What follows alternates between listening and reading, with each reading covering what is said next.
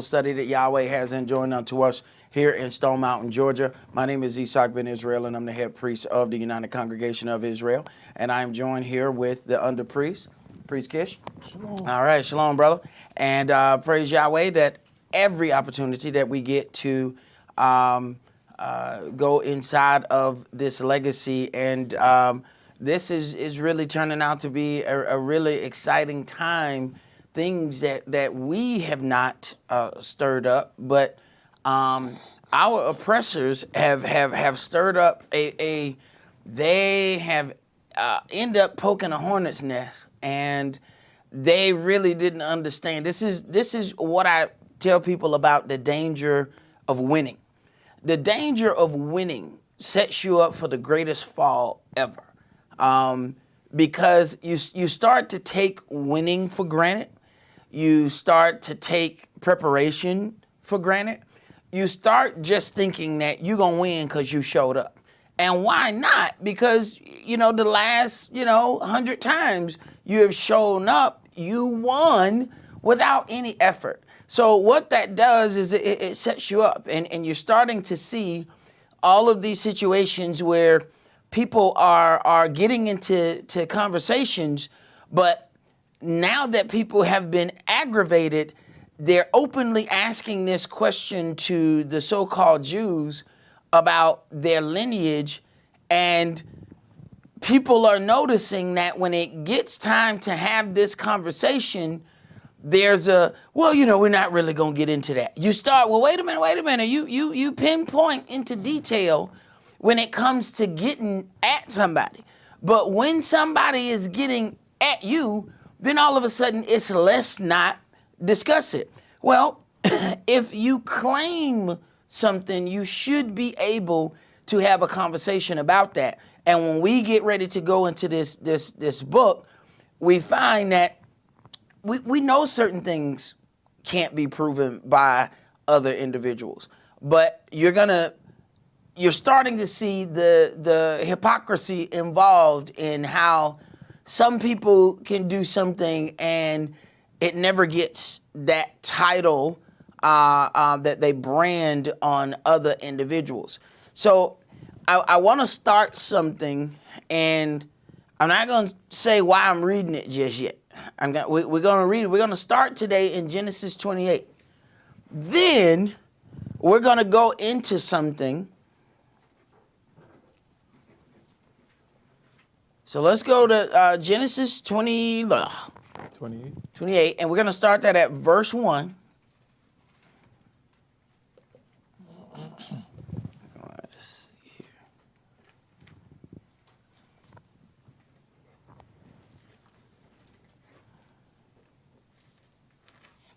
Go ahead and start. Yeah. Genesis chapter 28 and verse 1.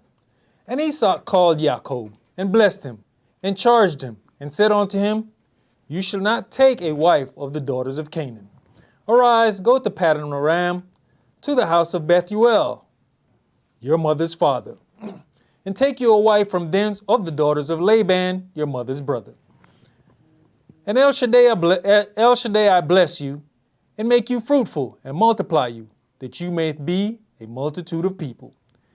And give you the blessing of Abraham to you and to your seed, that you may inherit the land wherein you are a stranger, which Elohim gave unto Abraham. So one of the things that we begin to hear, that there is this lineage in the beginning. There is this statement about marrying certain individuals because of what marrying outside of the culture, not outside of ethnicity, and that's where most of our people get mixed up. But what happens is they end up going hand in hand.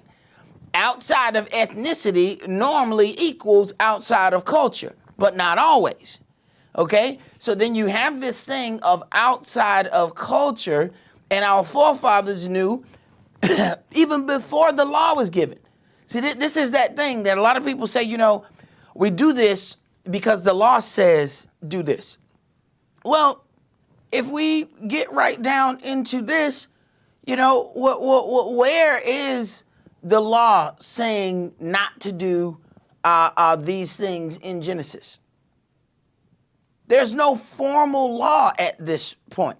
So if our reasoning stands with, we don't do this because it's written in the law. They knew before we had a land, before we had anything, you marry one of them women, and I'm telling you, you gonna end up in a pit. And you ain't got to worship anything to know if you get hooked up with the wrong knuckle or nickel, you gonna be in some trouble. Simple as that. So we didn't need the Bible to tell us that. Experience tells you that. This is why sometimes the older individuals try to tell the young people, that relationship right there gonna crash and burn. He says, you know what, you a hater, mama. You know, mama, you ain't nothing but a hater. So you a hater, you nothing but a hater. And then 3 months later, hey, mama, what you crying for? And didn't I tell you? But I thought you were just hating. How you know that? Well, let me tell you a story about your daddy. See? Now, maybe she should have already heard that story and she wouldn't have tried to kiss that frog. So, go ahead, bro. Verse 5. And Esau sent away Jacob, and he went to Paddan Aram unto Laban, son of Bethuel the Syrian, the brother of Rebekah, Jacob, and Esau's mother. When Esau saw that Esau had blessed Jacob and sent him away to Paddan Aram to take him a wife from thence, and that as he blessed him, he gave him a charge, saying, you shall not take a wife of the daughters of Canaan. You shall not take a wife of the daughter of Canaan, because I'm telling you, they are going to change your mindset. Now you look at the majority of the brothers who play professional sports. They are all married outside of their ethnic group. And watch how they act.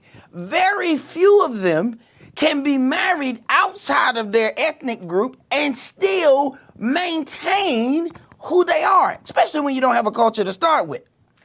It's a very short fall to hit the ground. I mean, you got money, but you don't have anything else. So when you get with somebody else who's already of a different ethnicity, they have a different culture. And since you don't have one, their culture rules over yours because you didn't have one. They at least had one. Go ahead. And that Jacob obeyed his father and his mother, and was gone to Paddan Aram.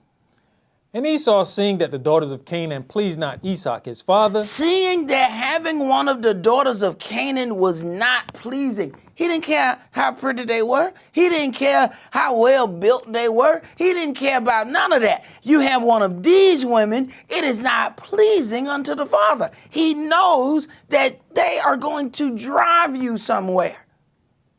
And it's going to be away from the culture that you're supposed to be walking in. That's what this was about. Because you have to consider something. Let's take out this whole thing that, we have been given the whitewashed Bible. Matter of fact, the Bible that your grandmama had was all white. If you think about it, it was that big white one. And everybody they talked about was white in it. You know what I'm saying? They didn't just whitewash the inside of the Bible. They whitewashed the outside too. A big old Bible. It was all white with gold letters. See, I ain't the only one who grew up with that Bible. Right, they whitewashed they dipped the whole Bible in Clorox. That mean they cleansed everything. Okay, so then in our mind, we don't know how to deal with this in this day and time.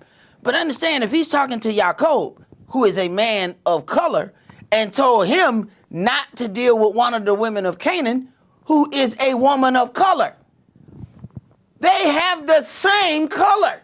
This is not about ethnic, background. This is about culture.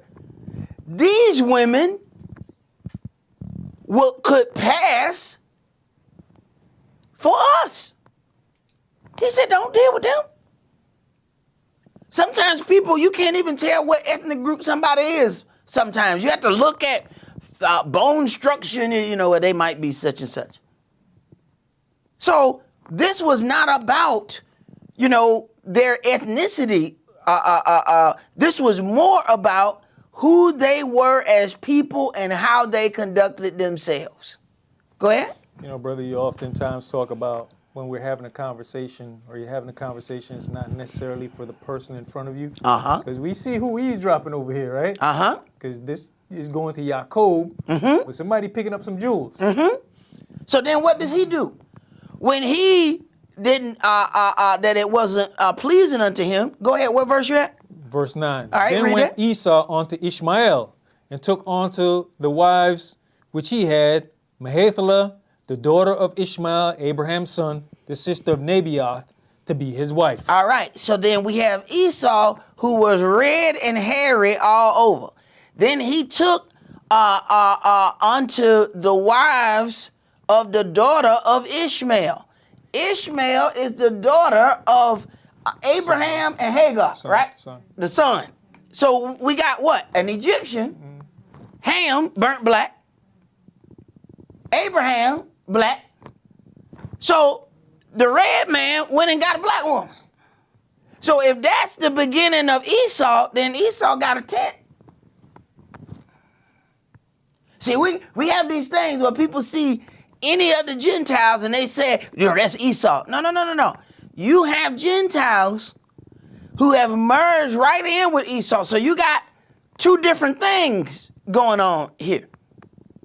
So if people want to look at situations and talk about, Esau, understand, yeah, he red and hairy. But no matter how red and hairy he was, he then got him a wife from an Egyptian, from Ham, burnt black. So that's something that we have to consider, that and imagine now, Esau gets more than one wife. Now let's say the other offspring don't look like that. Now here we go, because we're going by the looks of something, we'll say, well, this person is this and this person is that. Well, he got more than one offspring.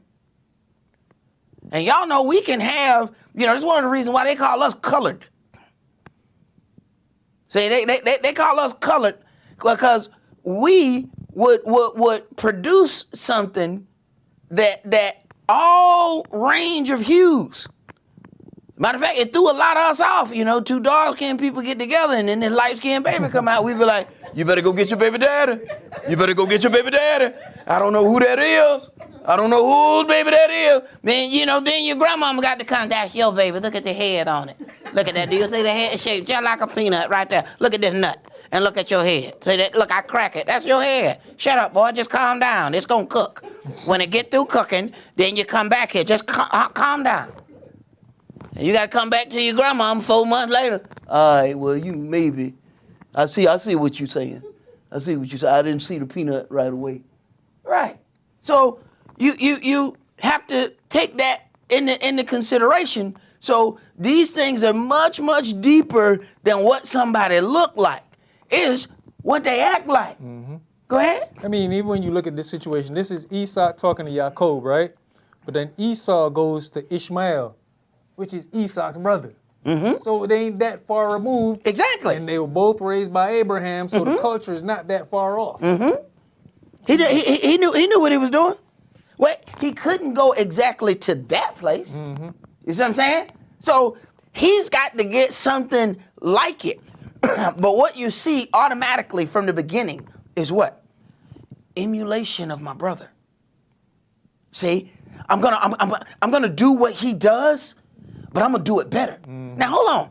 Esau's supposed to be the manly man. He's supposed to be the man to go out and do the hunting. He's supposed to go do all that. But look at how things turn out. Now you want to be like the plain man dwelling in tents. See? Yeah, and this is that thing where we said, oh, I'm jealous of the jock. The jock is jealous of the tent dweller. See? We got it all twisted. And look at what ended up happening. Here's the jock. Look at, even the daddy said, the smell is of my son in the fields. He went and got the fake clothes, went and got his clothes. He could smell the outside. I smell man. smell musty, right? See, plain man in the tent, he wasn't musty. That was pleasing to the daddy. And look at how it turns out. So this whole marrying was emulation of the brother to please the father. Go ahead. Yaakov went out from Beersheba and went toward Haran. And he lighted upon a certain place and tarried there all night, because the sun was set. And he took of the stones of that place and put them for his pillows and lay down in that place to sleep. Now, as we start getting into this, you're going to start, some things are going to start popping up, because you see the games that people end up playing, and it's really big with the Gentiles, man, making these relics. Like, they can't just tell a lie. They have to tell a lie with a prop. You know, it's like lying and telling your folks that I went to the store, and they, they know you went somewhere else. The folk done already called, and look, I seen your son. I seen your son out here at this party. What party? So then your son come back with a lie and a proper lie. Mm-hmm. See, this is the prop for the lie. I went to the store. Here is the milk that I got from the store. See? It says store right there on the milk. So what they do to set themselves up, they're going to have relics that match supposedly from that time, and then use that prop to help tell the lie that they telling.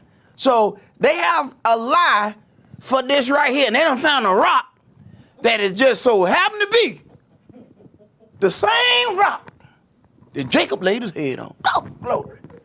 Now look at that. Out of all these rocks, you find that rock. Now what's the chances of you finding that particular rock? Because if you think back, this was a real big thing when I was growing up. Raiders of the Lost Ark. Mm-hmm. I don't know how many movies they had. This was Raiders of the Lost Ark is the foundation for all the action movies that people go and watch today. All the so-called all of that, Raiders of the Lost Ark. It was all about them going, whoever possessed sacred items that belong to the Israelites, those people are going to rule the world. That's what the entire series of movies is about. Okay? So then when you see all this stuff, The Mummy Returns and all of that was based off Raiders of the Lost Ark. It set a bar when it comes down to action movies and things that people could have some kind of spiritual connection with. So, but this is what they've done, and they use that. So we got something that they claim they have this stone, and then see what they're gonna do with it. Go ahead. And he dreamed, and behold, a ladder set upon the earth, and the top of it reached to heaven. And behold, the angels of Elohim ascending and descending on it. And behold... Now, this is some of the things that your movies are built off right here. I hope you see your portals and all of that. Here's your portals. Well, you know what I'm saying? They just walk into something and they in another whole another realm. All right, understand where they got it from. So anybody who's wanting to do any kind of movie work, they should be studying the Bible, because this is where all the movies come from. This is what you should be reading out of constantly, because every movie comes out of here. You want to see how to do some special effects? Read right here. Read right here. I got your special effects right here. Spielberg ain't nothing. I got your stuff right here. Go ahead. Hey, there's one special effect they have not done and will not do. Charleston Heston didn't. You got that right. Back out and it was white, right? Ain't nobody touching that one. Ain't nobody touching that one. Maybe we should. You know what I'm saying? Sounds like a challenge. You know what I'm saying? Maybe we should. Go ahead, bro. And behold, Yahweh stood above it and said, I am Yahweh, El of Abraham your father, and the El of Esau, the land whereon you lie. To you will I give it, and to your seed. And your seed shall be as the dust of the earth, and you shall spread abroad to the west, and to the east, and to the north, and to the south. And in your seed, and in your seed shall all the families of the earth be blessed. Now, you have to understand how the nations work. If they possess something that was once holy, they get to rule. Sounds like a strange concept, but where are we? Who is running everything? Interesting there, sir. Interesting. Their whole thing was about possessing something, and then, lo and behold, they said, no, we ain't got to possess something. Let's possess someone. Go ahead. Well, didn't somebody say that America holds the jewels of Yah? You can't say who that was. See, there you go being anti-Semitic right here. We ain't even been in here but 17 minutes, and this brother being anti-Semitic right now. I'm gonna do you like Dave. I'm gonna do it like Dave Chappelle. Whoever they are. He said it. Go ahead, bro. And behold, I am with you, and will keep you in all places whither you goeth, and will bring you again into this land. For I will not leave you until I have done that which I have spoken to you of. Now, Yahweh is pretty pinpoint about the things that he says. He says, I tell you the end before the beginning. So when you have people that try to just say, we are these people, but never mind the lost ones. Wait a minute now. Wait a minute. So at one point, you want to tell me how he's detailed, and another point, you want to tell me, oh, it's just some vague stuff. But it's detailed when the lie or the situation that you're lying about fits you, or you think that it fits you. But then when it gets to be that, this don't fit you, now you want to go back vague. It's very interesting how that goes. Go ahead. And Jacob waked out of his sleep, and he said, surely Yahweh is in this place, and I knew it not. And he was afraid and said, how dreadful is this place? This is none other but the house of Elohim, and this is the gate of heaven. And Jacob rose up early in the morning and took the stone that he had put for his pillows and set it up for a pillar and poured oil up upon the top of it. Oh, now see, he done made this a special stone now. See, this is the stuff that a whole legacy of lies is now built upon. Okay? Go ahead. And he called the name of that place Bethel, but the name of that city was called Luz at the first. And Jacob vowed a vow, saying, if Elohim will be with me and will keep me in this way that I go, and will give me bread to eat and raiment to put on, so that I come again to my father's house in peace, then shall Yahweh be my El. Okay. So, when we talk about this stone, then, this stone here is one of the things. I want to read you guys a article. Finish that last verse. Go ahead, finish that last verse. And this stone which I have set for a pillar shall be Elohim's house, and of all that you shall give me, I will surely give the tenth unto you. All right, so this stone. All right, now when you read this right here, comes out of Newsweek. It says, the stone of destiny that will be used in the coronation of King Charles III is linked to the biblical prophet Jeremiah. Okay, so understand, here it is, the stone of destiny, this is from the article, the stone of destiny, also called the stone of scone, the coronation stone, or the stone of Jacob or Jacob, will be used in the upcoming coronation of King Charles III. The stone of destiny is just a slab of coarse-grained, pinkish-hued sandstone. The rectangular block of sandstone serves as a symbol of Scotland's monarchy. It has also been used for the coronation of England's monarchs since 1296. So this has been a long lie right here. There's some lies that won't make it down to Glenwood. You know what I'm saying? I mean, you make two left turn, that lie dead. Then there's some lies that they just last and they like Energizer Bunny. All right.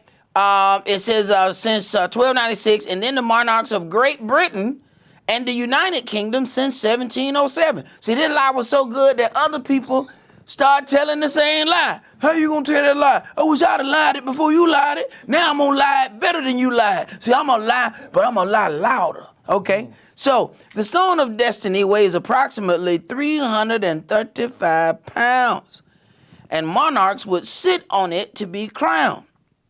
Now, who all was with Jacob when he set this up? Him alone. 335 pounds, boy.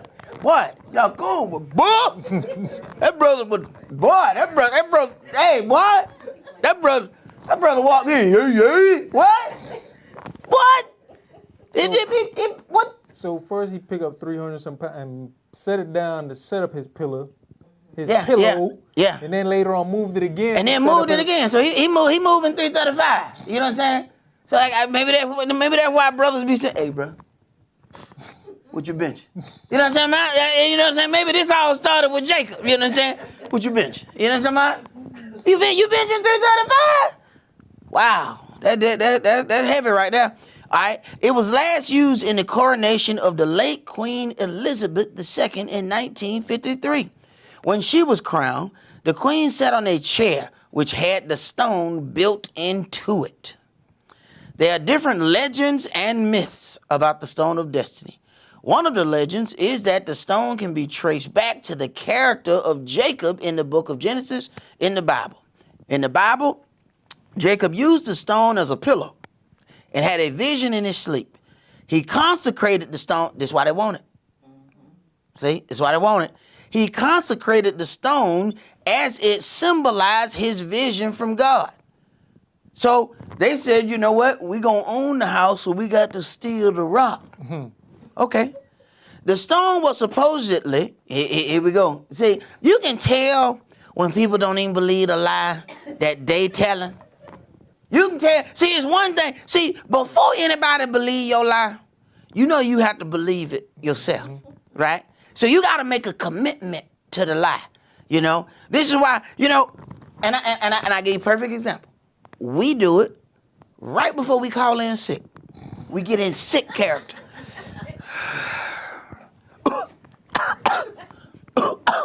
You know, so it's one of them things where we got to practice our cough before we actually call in. We getting in sick character. Okay? So because before we can go and tell management that we sick, we gotta convince ourselves that we sick. We got to get in. We can't be called. How you doing? Look, man, I don't even. Look, I was like, you know what? I ain't feeling it today. That ain't how you call in. That ain't how you call in. So we got to get in the character. Remember that thing that I said about Adam Sandler when he said, you know, we were supposed to have been slaves in Egypt. Supposed to? He know that's a lie. He knows that's a lie. So the stone was supposedly brought to Ireland. Boy, I'm talking about leprechauns and got the stone. By the prophet Jeremiah. What the hell Jeremiah doing in Ireland? When the hell Jeremiah go to Ireland? Looking 300 pounds. Jeremiah, so first of all, Jacob got it. All right? So Jacob bench pressing, but they did say Jeremiah got put in prison. So maybe he was eating peanut butter and honey bun and got swole. All right, cause he got to do something if he done carried the 335 pounds from Israel to Ireland. That brother on swole, he getting rabid. Hey, boy. This brother, he couldn't even fit in his shirt. All right, bro, I gotta get myself in shape. Cause what I'm reading here sound like Israel was buff. You know what I'm saying? I'm a disappointment to myself right now. You know, reading this here. So he done carried the 335 pounds, you know, to Ireland by the prophet Jeremiah, then subsequently fell into Scottish hands. We don't now, it fell. Apparently Ireland is here and then Scotland here and then it rolled down because it fell. It fell down there. So it fell down now. The stone of destiny is currently placed on display with the Scottish crown jewels in Edinburgh Castle. You see what they do in Scotland? Now plans are being made for the stone to be moved back to London for the coronation of the King Charles III in Westminster Abbey. Boy, stop. This right here is quite interesting. But you start to get into a few other things here, because you start to see the claims that are being made. So now we got to put some pieces together. So they have a relic. They're going to sit on this thing as he is crowned king, but there's some connection to Israel. Now this is where things are going to start getting interesting. Now, I want to read something else, because one of these things is about how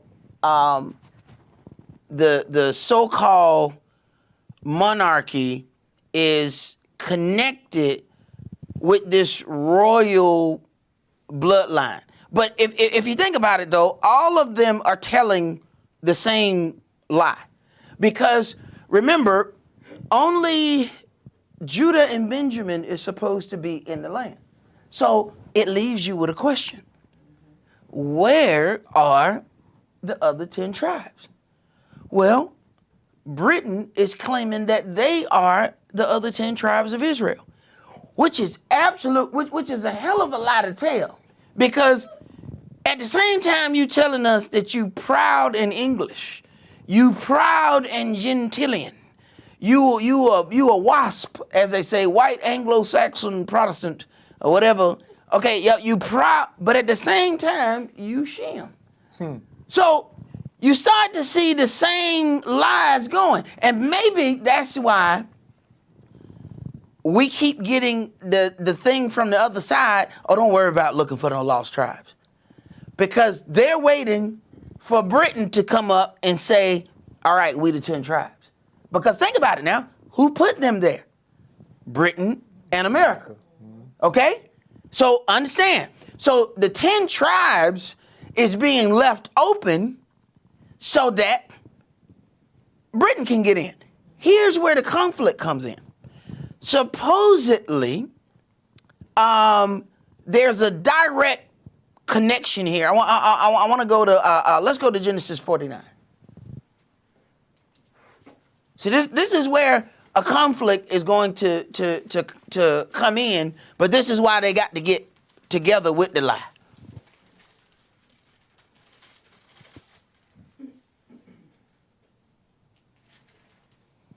Where we start? Start that at verse 1. Genesis chapter 49 and verse 1. And Jacob called unto his sons and said, Gather yourselves together, that I may tell you that which shall befall you in the last days. Gather yourselves together, and hear, you sons of Jacob, and hearken unto Israel your father. Reuben, you're my firstborn, my might, and the beginning of my strength, the excellency of dignity, and the excellency of power. Unstable as water, you shall not excel. Now, who bold enough to say that about their kid? See, we have gotten so fake that we try to hide everything that we think is wrong with our children. You got people, that people who we've known and been around, they know that they have a child with an issue. We'll try to sit there and hide the issue, to act like it don't exist. We won't even call it out what it is. No, that's my baby. I can't say nothing about my baby. That's the one I can say the most about. That's mine. What you gonna say about me when what I say about that one? I brought that one in here. I can tell you everything wrong with that. But we have a problem. See, and if you won't acknowledge that individual never has an opportunity to fix that. He let know, oh man, you my firstborn, unstable as water. Water has no foundation. It has no shape. It has no place. Water gonna run down. The only way water stays still is if you're on complete flat ground. That's it. And which means what? Water is only flat if the ground around it is flat. Water has no net. If it's a hill, water going down it. If it's round, water round. If it's square, water square. If it's in a tube, water tube too. Water is whatever is around. And you think about it, you have known some water individuals.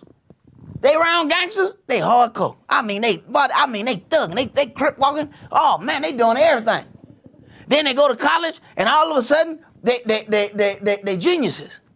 Then they hang around a pedophile perv. They became a pedophile perv too. They are whatever they are around. Unstable as water. See, when something knows what it is, it doesn't change because it's around something else. See, a rock don't change its shape because water came near it. Because something else comes near it, it don't just transform into something else. Water does. Go ahead. Because you wenteth up to your father's bed, then defiled you it. He went up to my couch. Simeon and Levi are brethren. Instruments of cruelty are in their habitation. Right. And you have to look at what ended up happening. Because of all of the things that these two brothers did, he orchestrated, he instituted some things because these two together are just not a good idea. You know, when they get together, people come up missing. People die. You know what I'm saying? There's a trail of blood and you follow it back. And Simeon and Levi just sitting there like, I don't know what happened, all this blood. You mean, it stopped at my foot? Yeah, because you killed all these people. Act like we don't know some of them. Go ahead. O my soul, come not you into their secret. Unto their assembly, mine honor, be not you united. For in their anger they slew a man, and in their self-will they dig down a wall. In their self-will, they killed a whole village. Go ahead. Cursed be their anger, for it was fierce, and their wrath, for it was cruel. I will divide them in Jacob and scatter them in Israel. Right. He's saying that these two cannot be together because of their anger. They feed off one another. Okay? There's a reason why they agreed to go together. Because they have the kind of thing that feeds off the other one. So, this was one of those things. Jacob, it's like they know what was done was wrong. But the response has to match, the deed. So instead of handling the situation with one individual, they went into all of these individuals. I'm talking about a great amount of people and harmed those people. So then you consider what has happened with the Kyrie thing. People got to the point where they're like, wait a minute, man, this is enough. How much do you want this man to do? So the punishment is supposed to fit, the situation. So even if you thought that this was what happened, how far are you going to go to push this individual to do something as far as your so-called punishment? And here's a man that did not agree with his sons. And we know we have encountered multiple individuals, no matter what they son or they kids do, they are not going to speak out against it. So we already see in the foundation before the law, some of this stuff that we've gotten into, it is not of Yahweh. Because Yahweh is about calling a spade, whether that spade is your son, your daughter, your husband, your wife, it is what it is. When it came down to Moshe and the keeping up that culture, that angel was not, he gave him a little leeway, but the bottom line was, you don't circumcise them kids, I'm gonna kill you.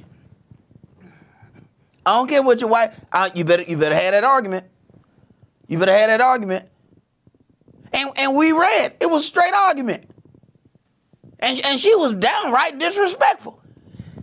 circumcised the boys and threw the foreskin at his feet and said, "You a bloody husband unto me." Hey, that was disrespectful. Now, he could have been in his feelings like, "I know you didn't throw no foreskin at me."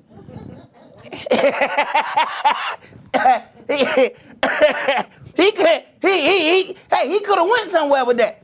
But hey, I got what I needed to get done for the keeping of this culture. We're done. I don't need to, now get into my feelings about, you disrespectful unto me.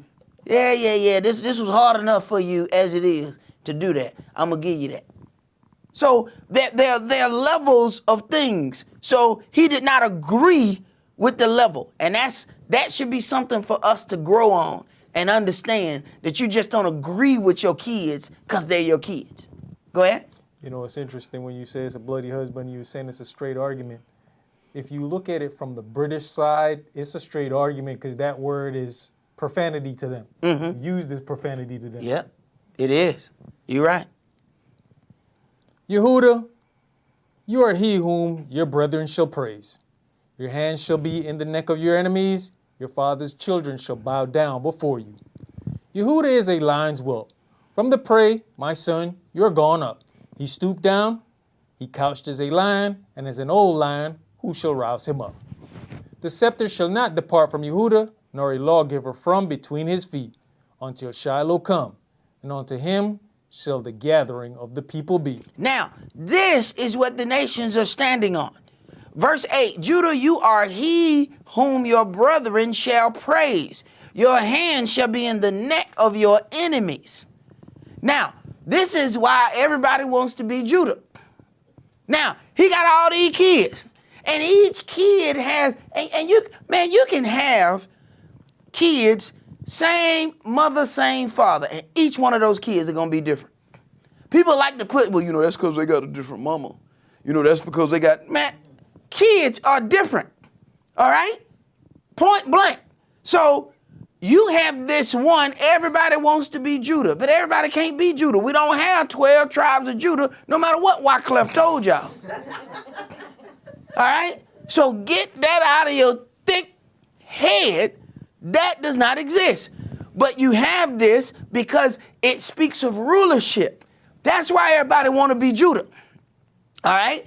Judah, you are he whom your brethren shall praise. Your hand shall be in the neck of your enemies. Your father's children shall bow down before you. So what that mean? All Israel bow down to Judah. So we don't want to be nothing but Judah. I don't want to bow, I want them to be bowing to me. Mm-hmm. So then I'm gonna be Judah. So much, in fact, you have Sunday morning Christians who ain't reading nothing. Now, you got a group of Christians who really study this book, okay? So the majority of our people are in Christianity, so understand that. But you have some that don't do nothing but sing and shout. And they'll tell you in a minute, hey, yeah, we Judah. Well, what do you do? Mm-hmm. Well, you Judah, right? Okay, well, do some Judah stuff. No, we ain't gonna do that. Right. It's just something to sing and dance about. Make a good song. But we're not going to walk in the culture. So then, verse 9, Judah is a lion's whelp. Yehuda is a lion's whelp. From the prey, my son, you are gone up. He stooped down. He couched as a lion and as an old lion. Who shall rouse him up?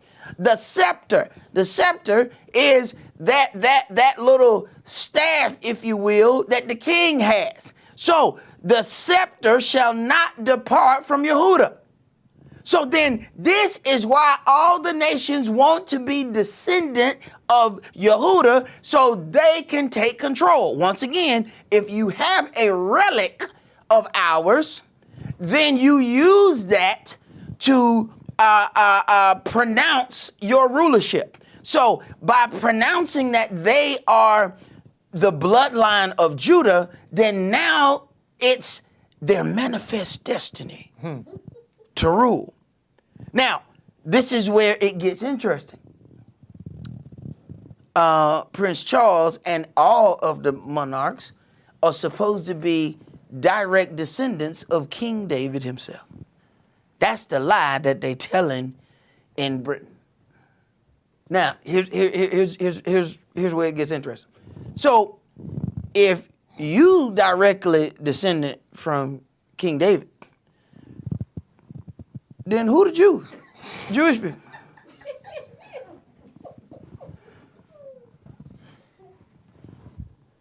So wait a minute. You directly descended. So they not just Jews. They house of David. Okay? So now they and I guess they say, well, who put you in there then? All right then, well, you gonna help us tell this lie. Because, how has that not gotten the stamp of anti-Semitism? How is that not anti-Semitic? Now, why ain't nobody run over there with the king? I didn't see Netanyahu go over there and slap that crown off his head. Just slap that crown, you anti-Semitic fool. Why they not at him? Why ain't no letters going to Britain about their anti-Semitism? Because he not just saying that he's a Jew, he's saying he's the king of the Jews. For all practical purposes, he said he's shallow. He said he's king of kings, right? He got 50 crowns, right? Then they said, Yeshua, he was going to have crowns. He was king of kings. Wait a minute. So that's who this dude's supposed to be. So why don't we have the whole Jewish community up in arms? Why they ain't standing in the front of Westminster Abbey? Hello, how's that? Hello, come down out here. You bloody Jewish convert believed to be king, come down here. Now. Why that's not happening? Why is that not happening? Because he's extremely bold with his. He didn't put his on no documentary and put it on Amazon. No, he don't went around the whole world telling this lie. And they've been telling these lies. Understand something now. we read some time frames. Mm-hmm. We talking 1292. We talking 1700s. When did you get in the land? 1948. 1948. So that means they lie predate the other lie. My lie older than your lie. See, your lie is like a teenager. See, your lie ain't even went through puberty yet. I don't even see no hairs on your lie. Dang. So maybe that's why they ain't confronted them.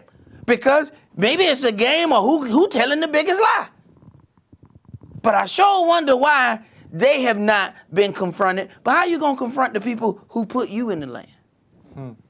How you going to confront them? How you going to confront them? But you're going to run up on us for posting something. But these people can claim to be directly descendant from King David. But see, that's not the end of their lie. Because if you think back, start drawing the dots. Didn't the Pope say he directly descended from St. Peter? See, it's the same lie all the way across the board. Now everybody, and the British thing is interesting because you're ruling now and have been ruling, but yet somehow in the very near future, you about to transform and be Jewish and have been Jewish and gonna rule as Jews, but you've been ruling as Gentiles. Boy, this some different kind of stuff. Keep reading, go ahead. There's some confusion here. Because you got over in the land, they say they Jewish. And Britain's supposed to have the 10 lost tribes. They supposed to be Israel, yeah. The rulership is Judah. So that would mean there's 11 tribes over there then, really. So the lie ain't making no sense. So you got Judah and Benjamin, but you supposed to be the 10 tribes, but the king, so only the kings went to Britain. Everybody else went somewhere else, but just the king, so just his line, all right, is the house of David, but all the rest of the Jews ended up in Germany. Go ahead. So now back to Simeon and Levi, right? Mm-hmm. So if the 10 tribes are all in Britain, that means Simeon and Levi is there too, right? There's a problem again. And then we got the 12 tribes chart that puts Simeon and Levi right in Haiti and Dominican Republic right together again, right? Right. So nobody can't seem to separate Simeon and Levi. At all. Okay. That's because when they made up their lie, you know what's got to be difficult, bro. But this is what a real liar does, and this is how you know that they're not really committed to the lie. You can tell to somebody when they tell a lie, but they're really not committed to it, because you know they agree and deny at the same time. Yeah, yeah. What? Yeah. How you gonna be both of those? How you gonna be both make a commitment? You know, commit to the lie that you're gonna tell. You know, you can't halfway tell, this lie. Now, if they were gonna tell the lie right, they would have had to have the Bible open while telling the lie so that the lie go along with what's written. Mm-hmm. But then you understand the quandary that you have. So what you doing? I'm reading the truth. Why? So I can tell a lie. What? Sounds really horrible.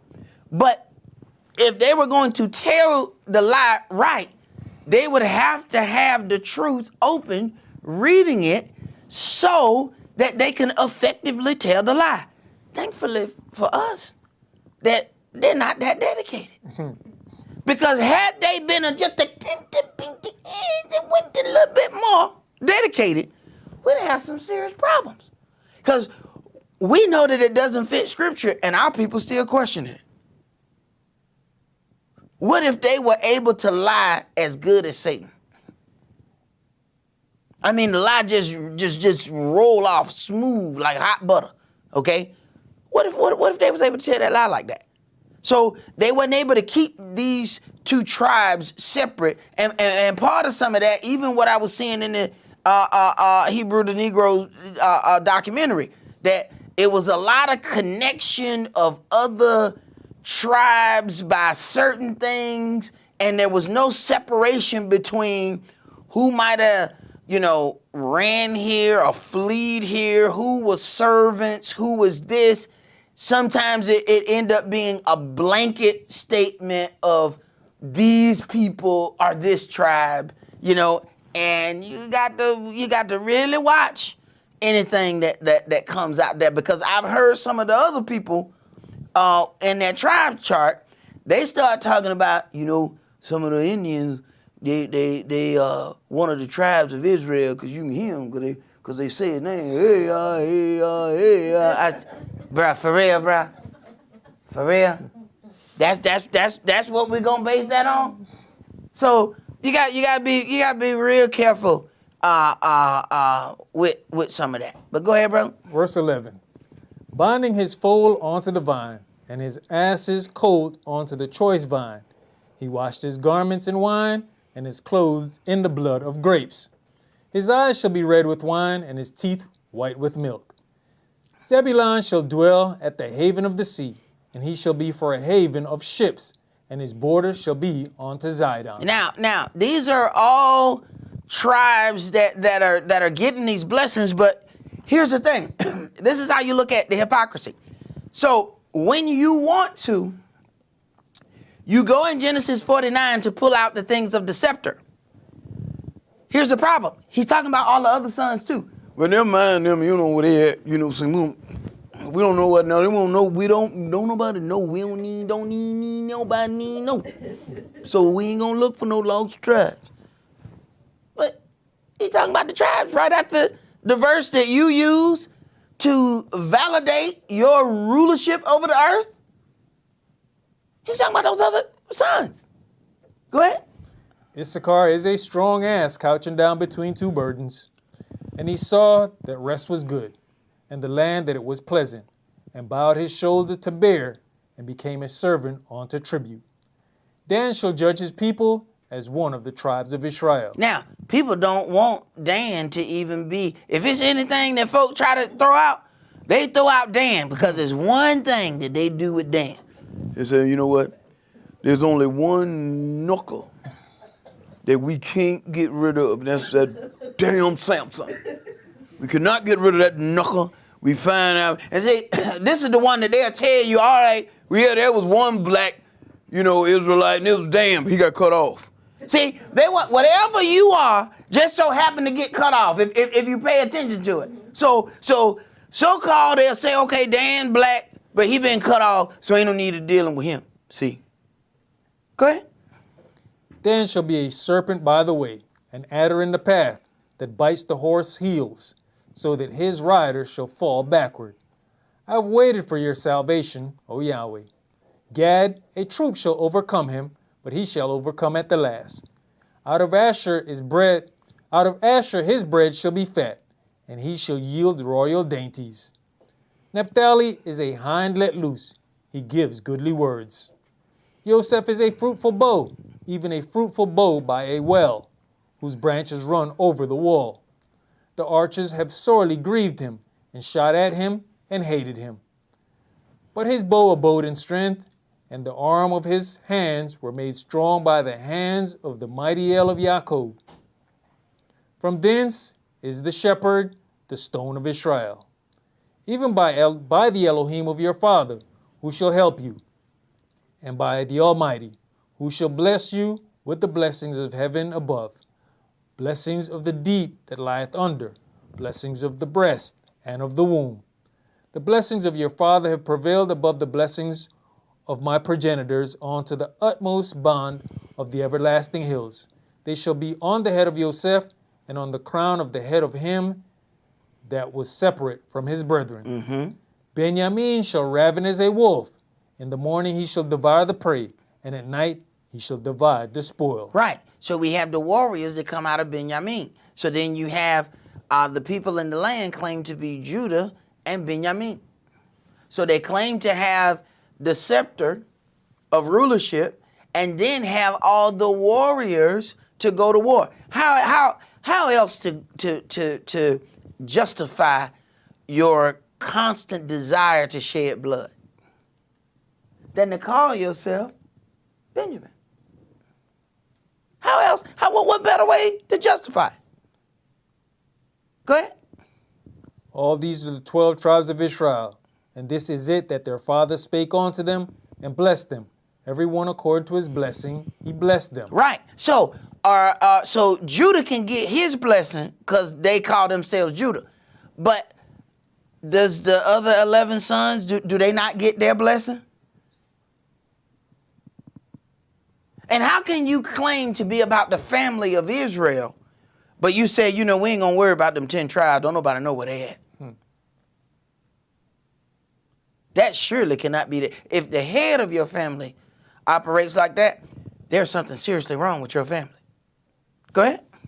And he charged them and said unto them, I am to be gathered unto my people. Bury me with my fathers in the cave that is in the field of Ephron the Hittite, in the cave that is in the field of Machpelah, which is before Mamre, in the land of Canaan, which Abraham bought with the field of Ephron the Hittite for possession of a burying place. There they buried Abraham and Sarah his wife.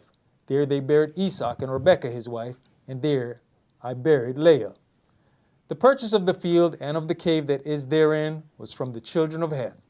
And when Jacob had made an end of commanding his sons, he gathered up his feet into the bed and yielded up the ghost and was gathered onto his people. Right. So then this is his final act here to give this blessing. Check that heat, bro.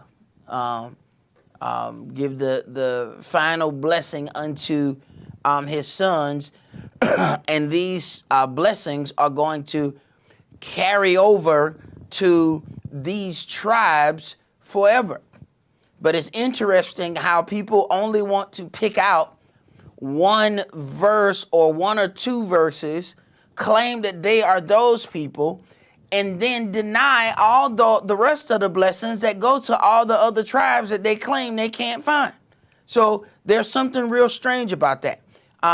Let's go into Matthew chapter 16.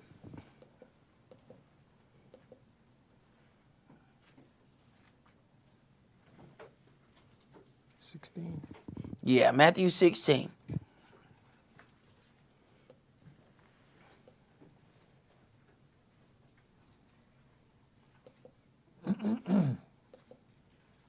And let's go ahead and start at verse 1. The Pharisees also with the Sadducees came, and tempting desired him that he would show them a sign from heaven. So if you believe, and one of the things that people are always saying, you know, we should always come together as Hebrews. Then you have those people that say, well, you know, I'm a Hebrew, no camp. So they boast, no camp. You know, I don't have any organized form, but I'm an Israelite. You know, so then they think that means something, right? Right here during the times of Yahshua, there are 3 different groups mentioned right here in verse 1. There's Pharisees, there's Sadducees, and then there's him who they came to tempt, the sect of the Nazarenes. There are 3 groups in verse 1. They have different teachings. One verse, there's 3 different groups. And Saul understood the makeup of the groups because he was in one of them. He understood when they came against him, he knew what to use because he had once been a part of that group. Go ahead. He answered and said unto them, when it is evening, you say, it will be fair weather, for the sky is red. And in the morning, it'll be foul weather today, for the sky is red and lowering. O you hypocrites, you can discern the face of the sky, but can you not discern the signs of the times? A wicked and adulterous generation seeks after a sign, and there shall no sign be given unto it, but the sign of the prophet Jonas. And he left them and departed. And when his disciples were come to the other side, they had forgotten to take bread. Then Yahshua said unto them, take heed and beware of the leaven of the Pharisees and of the Sadducees. And they reasoned among themselves, saying, it is because we have taken no bread. Which when Yahshua perceived, he said unto them, O you of little faith, why reason you among yourselves because you have brought no bread? Do you not yet understand? Neither remember the 5 loaves of the 5,000 and how many baskets you took up? Neither the 7 loaves of the 4,000 and how many baskets you took up? How is it that you do not understand that I speak it not to you concerning bread, that you should beware of the leaven of the Pharisees and of the Sadducees? Then understood they how that he bade them not beware of the leaven of bread, but of the doctrine of the Pharisees and the Sadducees. The doctrine of the Pharisees and the Sadducees. So he's telling them to beware of this strange doctrine. You know, this is why we have to do what we have to do. So that people will beware when it comes down to this strange doctrine that you find coming out of Israelites. Understand, these are Israelites that he's warning them about. He's not warning them. See, we have that thing where we say, oh, the Christian this or the Muslim that. Oh, no. He's dealing right inside his own people when he says, beware of this strange doctrine. And we don't consider that. We like to call strange doctrine whatever is going on over there. But see, what really makes the doctrine strange is that we are of the group or of the people who claim to know. So that then makes your doctrine even more strange when you're going to profess to Elohim how much you know the law and how educated you are, and then you subscribe to a strange doctrine. Go ahead. When Yahshua came into the coast of Caesarea Philippi, he asked his disciples, saying, whom do men say that I, the Son of Man, am? And they said, some say you are Yohanan the Baptist, some Elias, and others Jeremias or one of the prophets. Right. So then you will encounter some people who will say, well, you know, I believe that Yahshua came, especially the one bookers. You know what I'm saying? Now the one bookers, they'll tell you, yeah, I believe that, Yahshua, that he was one of the prophets, but, there were many prophets and, many, people. So this is how they deal with it. But then you look at the doctrine of what's floating around. Look at who all they think he is. Some say you are Yohanan the Baptist. Some say Elias. Others said Jeremiah or one of the other prophets. So there's all these different things about who they think he is. Go ahead. He says unto them, but whom say you that I am? Uh-huh. And Simeon Peter answered and said, you are the anointed one, the son of the living El. And Yahshua answered and said unto him, Listen.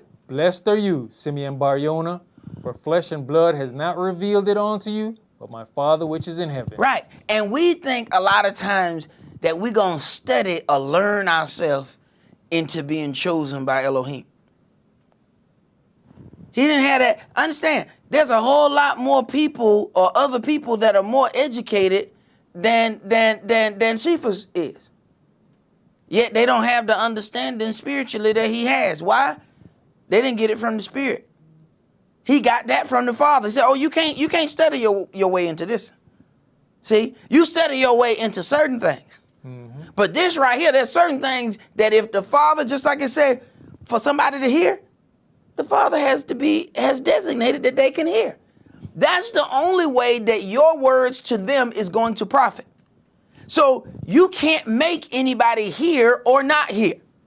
Sometimes people say, man, you know, I said such and such, you know, I messed that up. That brother would have probably heard if I didn't say such and such. No, it wasn't. You could have went out and said whatever that was. If Yahweh has not opened up his ears, it does not matter how eloquent your speech is. He's not going to hear. So he knows this, that blessed you are because he has allowed for you to understand things that Sadducees and Pharisees, and they are very educated when it comes down to the law. They study the law. And even though they study, he didn't give them this. Go ahead. You know, when you look at the whole thing of Cephas, you got to realize this is one of the same brothers who, couple paragraphs up, didn't even understand what he was talking about when he said, beware the leaven of the Pharisees and the Sadducees. Mm-hmm. So you can see that things come on different levels. Because Yahshua then had to teach them that, what he was talking about. Then he comes here and he's a shining light where he's like, yeah, my Father gave this on to you. So we can't beat up on ourselves when we're not perfect. We just giving it a perfect try. And you're going to have it when he opens that up unto you, which is when that time fits his purpose. See, we want everything in our time. And then we don't consider, all right, when you get it, what you going to do with it? There's a whole lot of folk that, you know, played the lotto, you know, because it was $1 billion. Nobody really, you know, and you know, people have those, you know, the if I win the lottery pipe dream, I'm gonna do this and I'm gonna do that. They don't really consider the weight of what's gonna happen. Now you have to really get yourself focused, you know, because with that kind of money, every snake in town gonna make its way to your doorstep. You gonna open out the door and it's gonna be a sea of 30,000 snakes slithering right there at your door. And the first line of them gonna be family. Hey, cuz. Cuz. I said, cuz. Brother. Yo, man.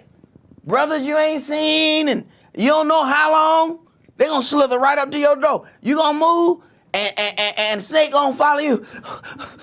What happened? Man, I'm so tired. I've been running behind you on the highway. What? You follow me here? Right.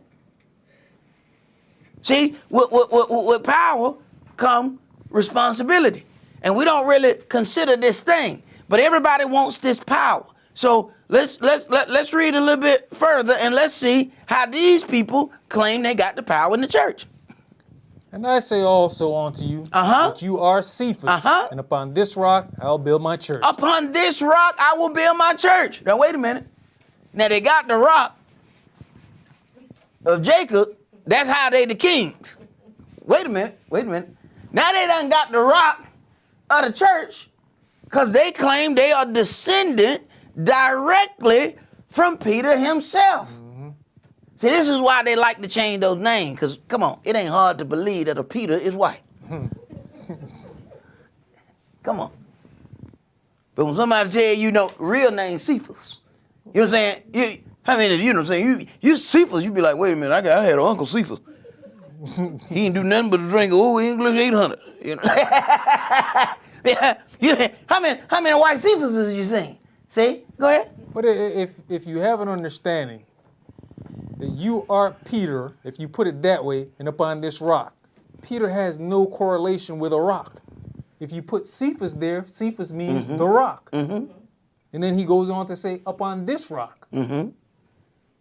Peter mean this white boy. That was Peter. Yeah. See, so upon this white boy will I build my church. So then they gonna set up and look at the founders, okay? So they claim to be a direct descendant of Saint Peter. All right. Here's the problem. But you don't believe in marriage. So how are you descendant? Ooh. You see what happens when you're not committed to a lie? You got to be committed to a lie. See, you got to ride that lie. When the lie get bumpy, you got to ride with it. You got to go. That lie try to throw you. You got to make a decision if you're going to stay on the lie or not. How you have descendant if you don't believe in marriage? You have a vow of chastity. So you believe in chastity. You don't believe in marriage. How you have kids? Matter of fact, how you have you? How you get here? I am that I am. Oh, you just became. How you get here? You see, these lies are not making sense. And does that mean when you call out a liar? But you see what people do? When you catch them lying, they get mad at you. So now you become anti-Semitic because you like, that lie don't make no sense. See, that's that thing about, you can tell when somebody get on drugs, they start telling them crack lies.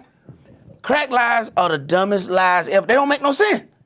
They don't make no sense. You can tell them crack lies. You did what now? So you got paid yesterday. Yeah, I ain't seen you since you got paid. What happened? The spaceship came down on Glenwood. For real? The spaceship came down on Glenwood, and then what happened? It abducted me and it took me down to McAfee, and it just held me. So the spaceship came down, but it didn't go nowhere but from Glenwood to McAfee. It didn't go but 2 streets over, and it held you hostage, and you dropped your wallet, and all your money gone. Dang, for real? And in their little crackhead mind, that story makes sense. Story don't make no sense unless you're a crackhead. It don't make no sense to anybody who's not high. It is what it is. So, if you read this book, these lies should you should get to the point where you just itching. What is that? These lies, I'm allergic to them. They making me, they urge. They itch and they hurt. They urge. There's something with these lies. They're not working. And it should just jump right out at you. But what happens is we allow people to make us feel some kind of way when we bring up the truth or when we call out a lie. This don't make no sense. If you are a person who cannot be with a woman, the only way you're gonna have kids is to be with a woman. In our day and time, unless y'all sure, for you to have a descendant, you have to somehow be with a woman. So then you have the fake setup of they don't be with women, then they molesting all the children. And then the church hides the child molesters.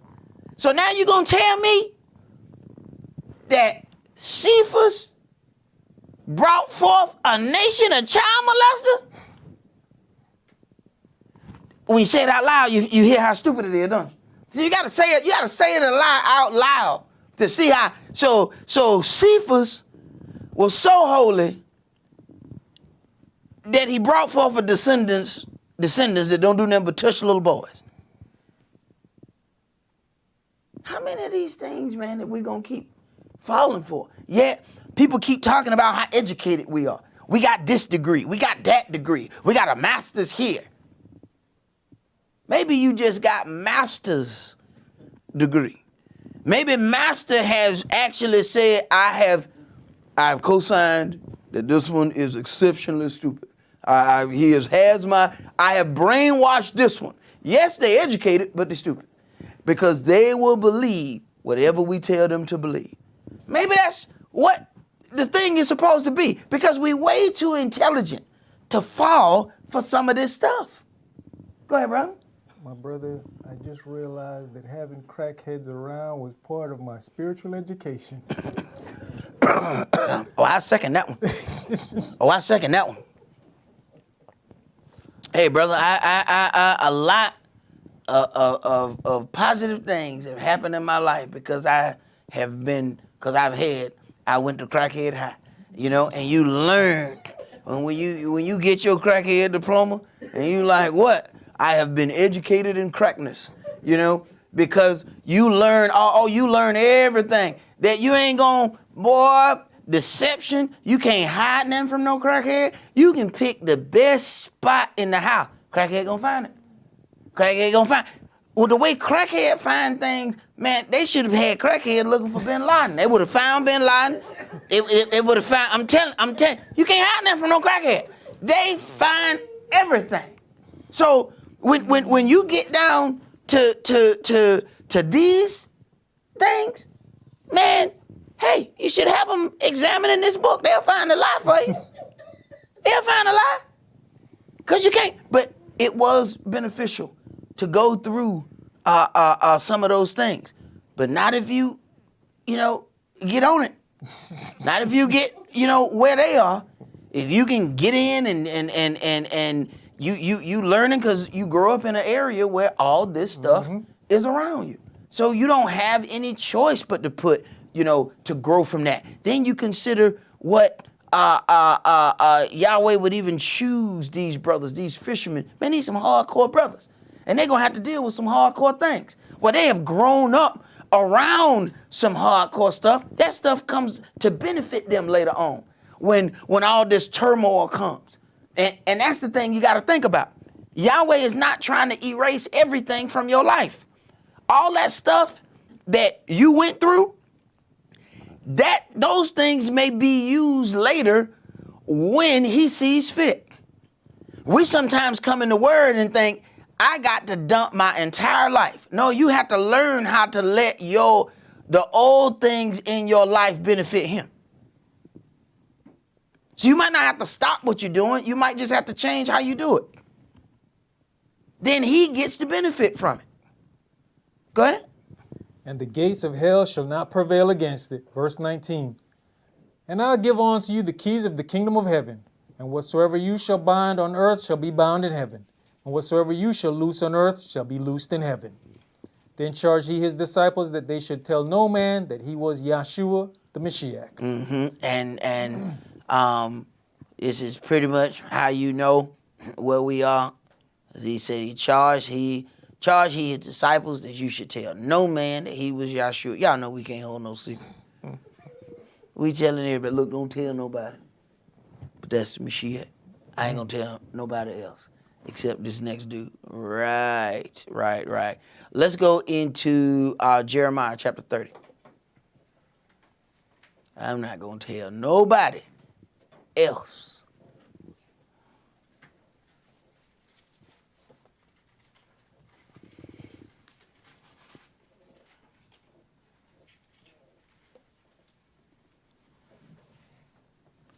Jeremiah chapter 30, and we're going to start this at verse 1. So then, you as you get into certain things, you have to start asking yourself a question. So, if Judah is the Israelis, but Judah is also Britain, but then Beta Israel is also Britain too. And there's supposed to be a restoration of Israel and Judah. How you restored if you already restored? So what Yahshua gonna come here and do? What he doing? Because You already do it. You already done. If you already got it, what is the need for Yeshua? So Yeshua gonna come down here and come. He got his angels. He got all of them on the horses, and they gonna ride in and be like, oh dang, they already done did it. Y'all, let's turn it on back and go back to heaven, man. We done. He gonna turn around and go back. Because if they the people, then all this is already done. Go ahead. The word that came to Yirmiah from Yahweh, saying, Thus speak Yahweh Elohim of Israel, saying, Write you all the words that I speak unto you in a book. For lo, the days come, says Yahweh, that I'll bring again the captivity of my people Israel and Yehudah, says Yahweh. And I'll cause them to return to the land that I gave to their fathers, and they shall possess it. I will cause them, not some nation on the earth is going to put them there. Yahweh said, I'm not going to give my glory to another. I will not give my glory to another. The glory of Israel is Britain. Yahweh didn't put them there. Britain and America did. Go ahead. And these are the words that Yahweh spake concerning Israel and concerning Yehudah. Mm-hmm. For thus says Yahweh. Now, and these two entities are claiming to be both of these. So when one is claiming to be Judah, the other one is claiming to be the rest of the tribes of Israel. So understand what's happening here. All right? Go ahead. We have heard a voice of trembling, of fear, and not of peace. Ask you now, and see whether a man does travail with child. Wherefore do I see every man with his hands on his loins, as a woman in travail, and all faces are turned into paleness. And we know today every man had his hands on his loins because he's holding his britches up. Because we, for some reason, don't believe in belts. We have allowed these people to give us this so-called thought process of being cool. And this is why every fat donut-eating policeman is catching the fastest young black boy. Because he can't run because his pants end up falling down to his ankles. And you got to be some kind of idiot to be out doing wrong, but you can't run. First thing you do, you got to run, you put on running shoes, right? Mm-hmm. What good are running shoes if you ain't put no belt on? You try to jump a fence, half of you on one side of the fence, the other half on the other side. You going to jail. Soon as they put you back together. Go ahead. Alas, for that day is great, so that none is like it. It is even the time of Jacob's trouble, but he shall be saved out of it. Okay, so if both of them is Jacob, because both of them supposed to be Judah, what trouble does Great Britain have? There are certain things that gets annoying. It's hard to really listen to somebody who speak the King's English to tell you how mistreated they are as they partake in tea and crumpets. So then listening to the Ish tell you how they're supposed to be the most persecuted minority is insulting, is what it is. Go ahead. For it shall come to pass in that day, says Yahweh of hosts, that I'll break his yoke from off your neck. What yoke is on either one of their neck? Where is this yoke? And who can put a yoke on a king of 50 countries? Who can put a yoke on an individual who has 50 crowns? That's a hell of a yoke. That's a hell of a yoke. If you can put a yoke on a king who has 50 crowns. Go ahead. And will burst your bonds, and strangers shall no more serve themselves of him. What strangers are serving themselves of the Israelis or of Great Britain? Who they working for? Where are these make-believe things happening at? Go ahead. But they shall serve Yahweh their Elohim, and Dawid their king, whom I will raise up unto them. Right, and we know that first of all, that's not happening in Israel. They're not serving Yahweh. Go ahead. Therefore fear you not, O my servant Jacob, says Yahweh, neither be dismayed, O Israel, for lo, I will save you from afar, and your seed from the land of their captivity. And Jacob shall return, and shall be in rest, and be quiet, and none shall make him afraid. Right.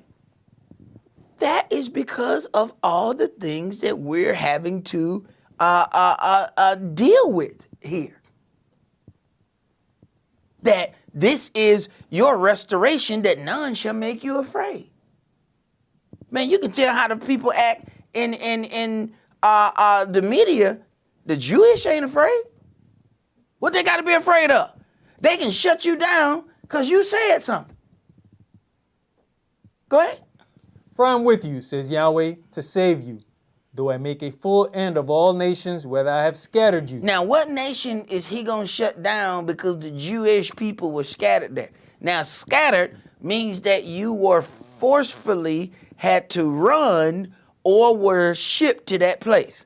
Scattered is not if you had a passport and you went on some kind of luxury vacation. You cannot call that scattered. So I asked the question, who, all these nations where they have so-called been scattered, how is he going, who he going to deal with? Go ahead. Yet will I not make a full end of you, but I will correct you in measure, and will not leave you altogether unpunished. For thus says Yahweh, your bruise is incurable, and your wound is grievous. There is none to plead your cause, that you may be bound up. You have no healing medicines. All your lovers have forgotten you. They seek you not, for I have wounded you with the wound of an enemy, with the chastisement of a cruel one, for the multitude of your lawlessness, because your sins were increased. Why crieth you for your affliction? Now, if you don't see us in this, why cry you for your affliction? How many times when you were little, you get a whooping and your mama tell you shut up crying? How you gonna whoop me and tell me to shut up? Shut your mouth. Whap. Shut your mouth. Whap. What you crying for? I'm crying because you keep hitting me. I'm going to give you something to cry for. You're right. You done already gave me something to cry for. He said, no. But see, it's a thing to think about. Why you crying? You knew what you was going to get when you did this. Why you crying? You knew what was going to happen. I didn't pull no punches. I let you know. If you do this, this is what you're going to get. What you crying for? See, that's what he mean. What you crying for? See, that's the part we didn't get when we were getting them whooping. Shut up crying. No, don't cry now. You was big and bold when you did it. You knew exactly what I was going to do. You still did it. Don't cry now. Go ahead. Your sorrow is incurable for the multitude of your lawlessness. Because your sins were increased, I have done these things unto you. Therefore, all they that devour you shall be devoured, and all your adversaries, every one of them, shall go into captivity, and they that spoil you shall be a spoil, and all that prey upon you will I give for a prey. For I will restore health unto you, and I will heal you of your wounds, says Yahweh, because they called you an outcast, saying, this is Zion, whom no man seeks after. No man seeks after. We can't even proclaim that we are anywhere in this book. They won't let us be nothing in this book except somebody who been cursed or who been cut off. That's all they want us to be. Go ahead. But here's that whole thing. What they say, don't go looking for no lost tribes. Don't go look. Didn't Yahweh just say, who no man seeks after?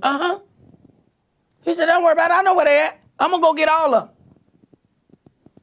And let me tell you something. If Yahweh go get all us, ain't no Jewish people going to want to stay in Israel anyway. Where all of them coming from? Remember? Now, and I don't know if people know this, that they supposed to have that little Aliyah law where anybody who can prove Jewish ancestry get to come to the land of Israel. How about they getting ready to change it? They change now. That's awfully peculiar. What would make you want to change if you can prove your Jewish roots, you get to come back to Israel? What would make them want to change that law? That's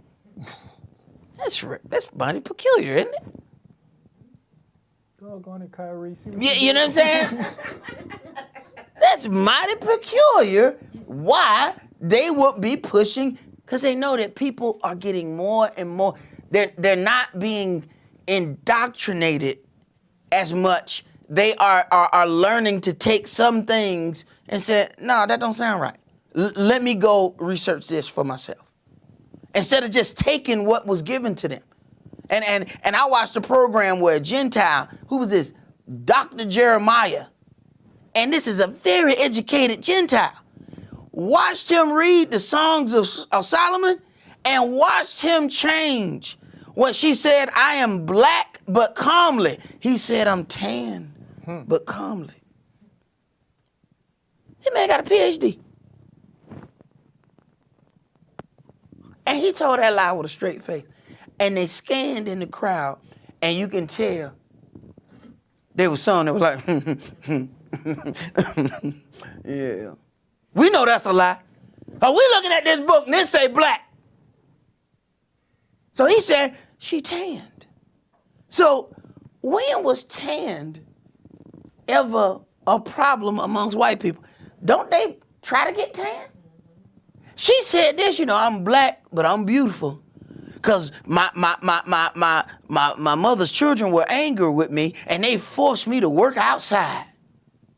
And we know melanin absorbs heat. That's what it's made for. So that's why we get darker. They might get tan for a minute, but then they stay too long, they get this color. That's totally different. Okay?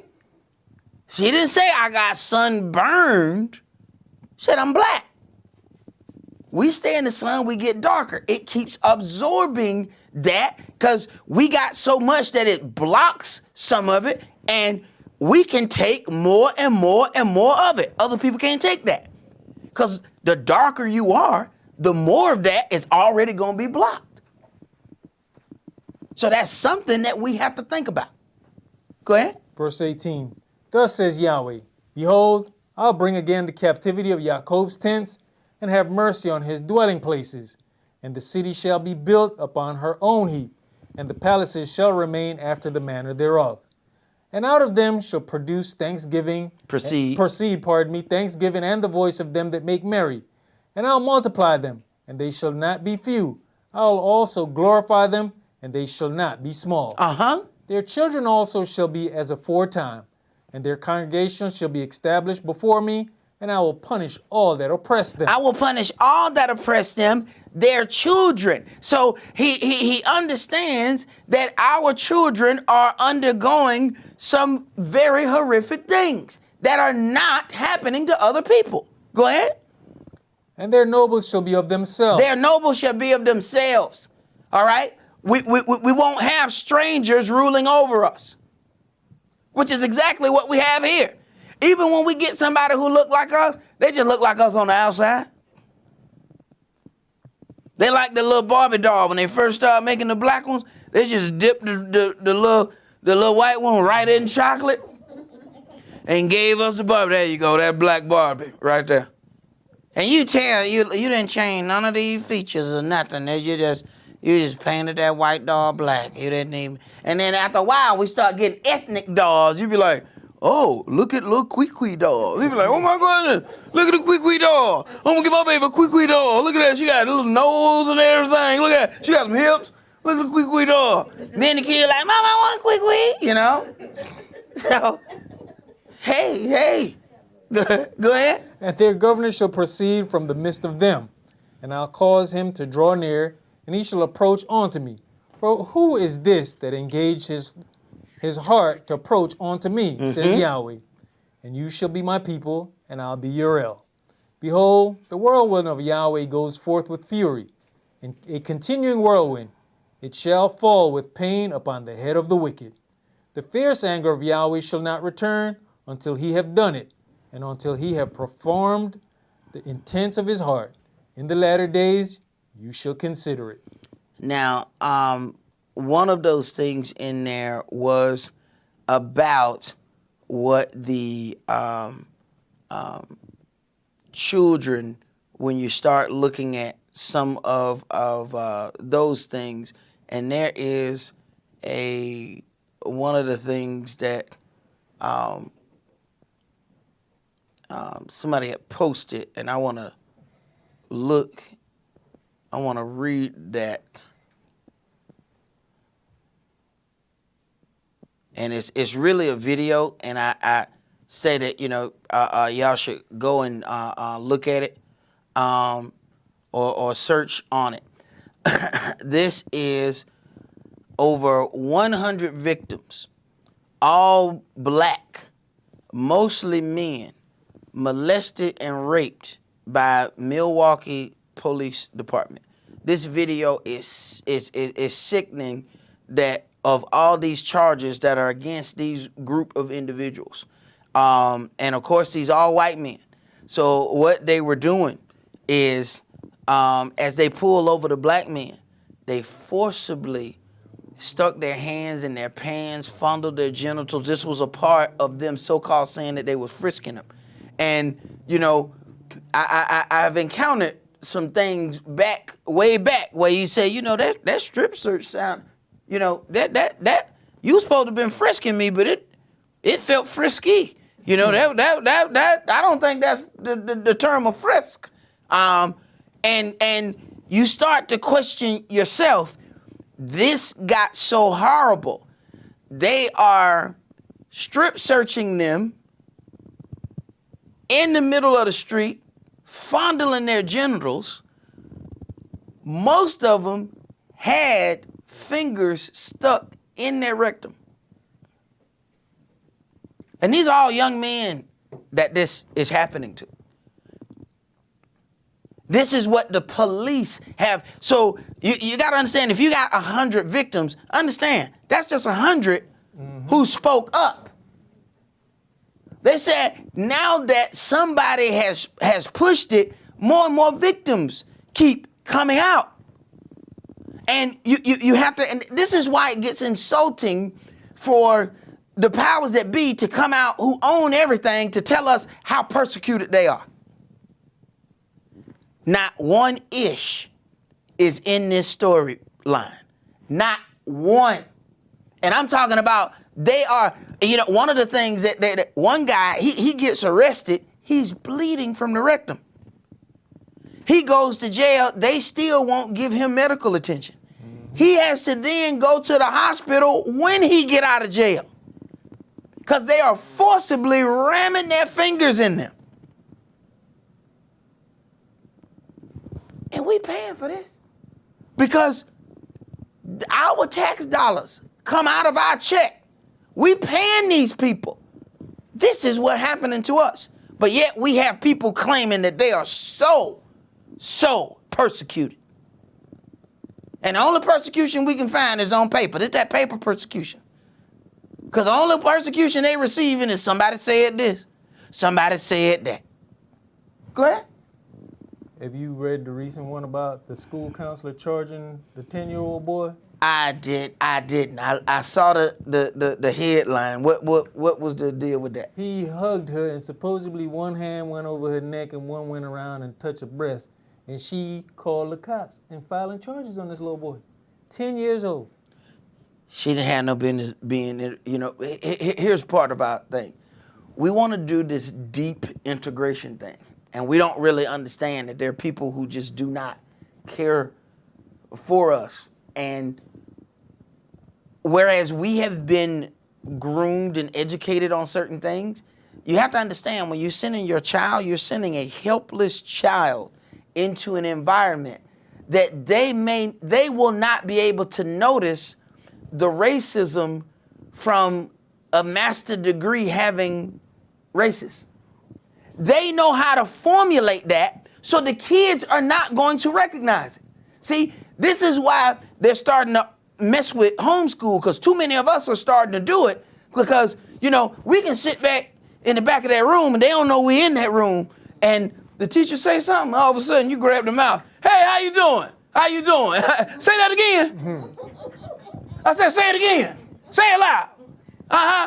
Yeah, I just want to let you know I'm up in chair. Right. And And you gonna sit back on, you gonna sit back down. But see, it's different when they got your kid in a room by themselves. Your kid might have mental programming that you don't even know is in there because your kid said, I want to do this. You really think you could possibly do something like that? Now, come on. Come on. I mean, look at you and where you come from. Boom. That kid's dream is dead right there. Second, third grade. You don't even know that their dream got killed. Because the kid don't know the depth of what just happened to him or her. Go ahead, sister. You got something? Yeah, I think it was in Texas. There was a Gentile teacher, a male, and he had a lot of black and brown kids in the classroom, and I think they're in middle school age. I can't remember what grade it was, but he's telling them he knows his race is the superior race, and he believes his race is superior race. But the kids, I'm glad they had cell phones because one of the students was recording it. And so they just kept recording, and she's like, no, I'm going to get this. And so she's recording, they're asking him questions. So you're going to sit here and tell us you believe you're superior to us, the black boy. And he handled it very well. His father happens to be a rapper, but the boy was very intelligent. And so I guess the teacher didn't expect them to be so intelligent about the questions they were asking him. But anyway, they turned it in. He told his dad, and his dad said he was going to handle it. He was going to take care of it. And so now that teacher has been fired. He didn't think anything was going to happen to him because of the white privilege. Right. But they ended up firing him. And had it not been for the cell phone, if your child comes and tells you, my teacher's racist, right? You know, then you're going to look at them like, okay, you saying that because it goes nowhere.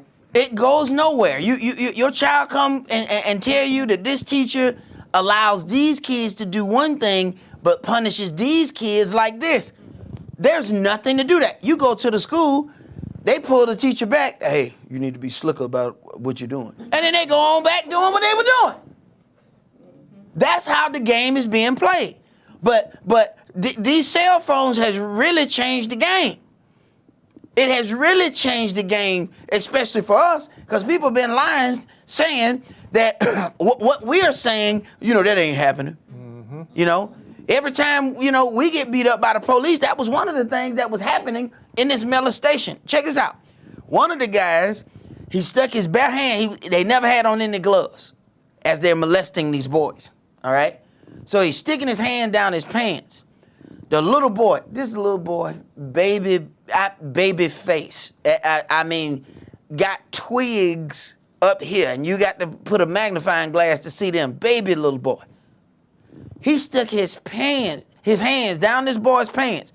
When the little boy tried to fight back, he grabbed him, slammed him, and said he's resisting arrest. So then we get a charge when we don't allow them to fondle us. So then I want you to think back. This is what police can do now. This is what the Gentile can do to us now in 2022. What do you think happened during slavery? Couple teenage white boys come. Hey man, let's go over there and let's go ahead and play with these slaves. Absolutely nothing was going to happen to them for doing it. So you have to understand where this mentality, comes from. So when people start talking about how persecuted they are, they really don't want to have that conversation. They just think they do. Go ahead. Yeah, you read, like the topic said, that's as 100 that came forth, right? And even one of them said what? I don't even like to talk about it. Man, this whole thing, I don't even want to discuss this. I don't even want to. And then they kept going in. Well, what happened? He was like, I don't even like to discuss it, but I know we got to because they keep doing this to us. And this is something. And there's certain amount of things that you're not going to find in the Bible like that. But Yahweh gives you certain hints of the depravity of certain nations and certain things that will happen to us. And a lot of those things are based on our non-compliance with the word. Let's go in 2 Kings chapter 20.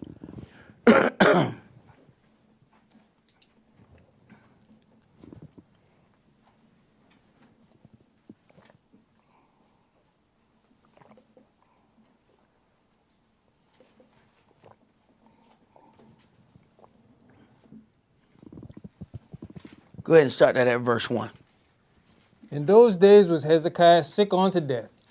And the prophet Esaias, the son of Amoz, came to him, and said unto him, Thus says Yahweh, set your house in order, for you shall die and not live. Now, this, you know, we may panic when we hear something like this, but to have a warning to set your house in order and that you about to die, you can't get no more blessed than that.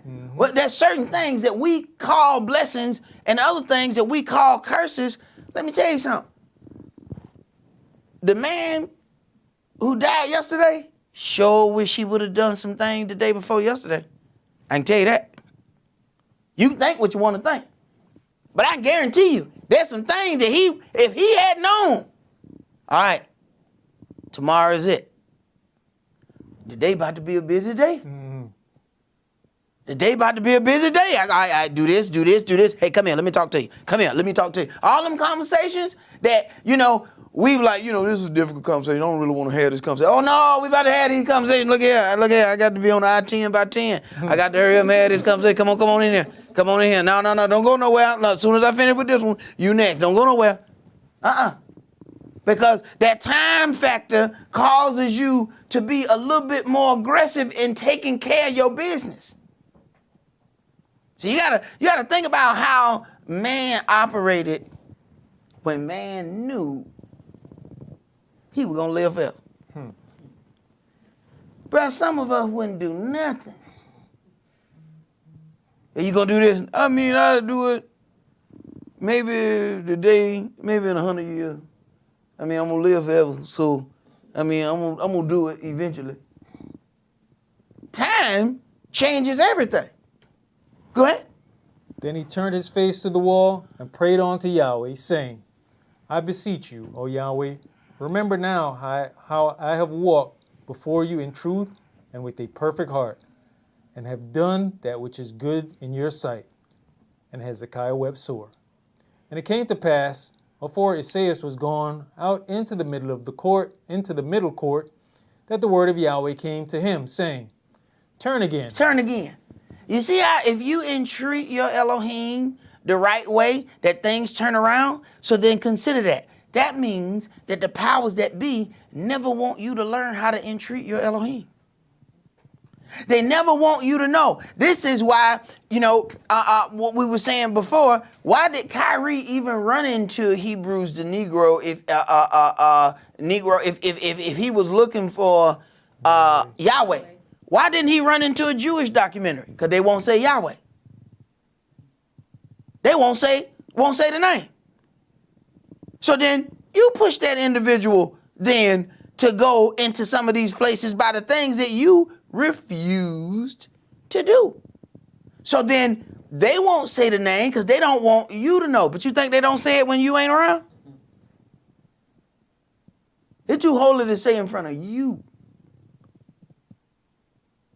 Because they don't want you to learn how to entreat your Adonai Elohim that he might save you out of your distress. Because saving you out of your distress means taking them from their power. Go ahead.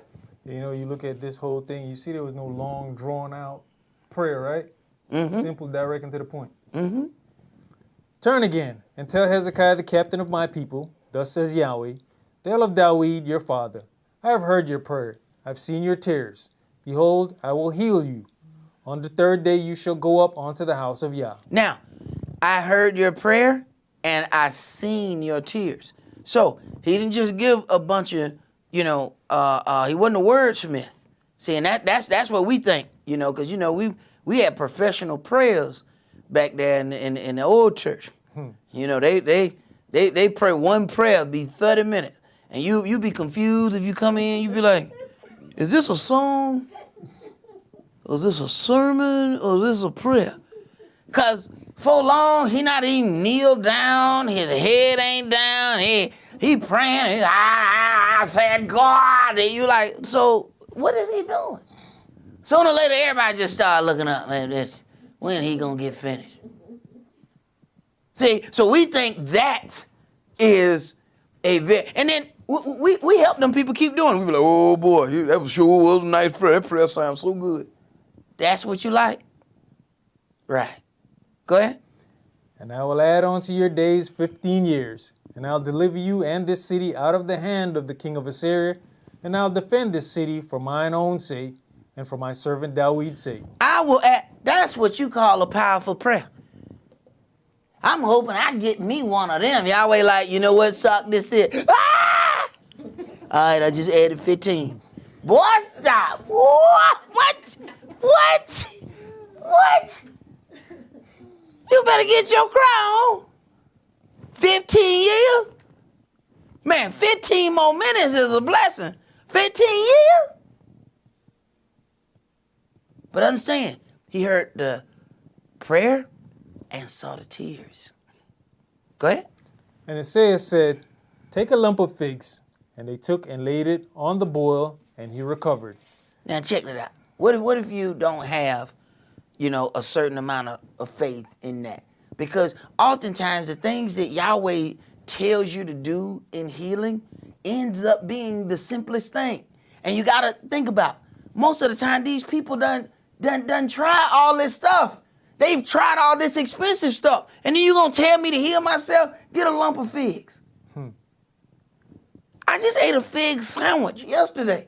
Yahweh's figs is not gonna cleanse me. They're not gonna heal me. You know how many figs I got? I got 5 trees right there. Imagine the brother, he said, go dip yourself down in the Jordan 7 times. Man, you know how many waters I done walked through, and you gonna tell me that I dip myself in this water, then it's gonna heal me?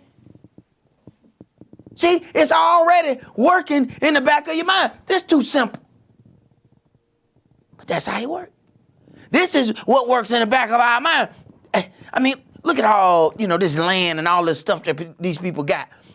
There's no way we can really be the people. Could we?